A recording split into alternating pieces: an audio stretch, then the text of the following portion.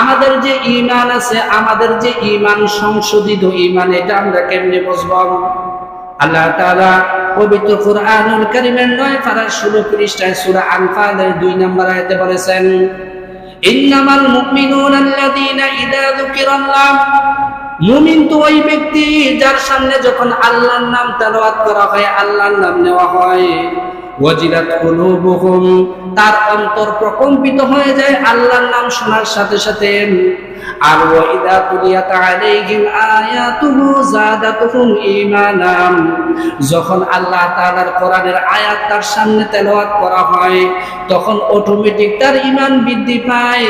আর যখন তার ঈমান বৃদ্ধি পায়, ওয়া আলা রাব্বিহিম ইয়াতাওয়াক্কালুন, সে পরিপূর্ণভাবে একমাত্র শুধুমাত্র কেবলমাত্র আল্লাহর উপর পরিপূর্ণ ভরসা রাখে। বলুন সুবহানাল্লাহ।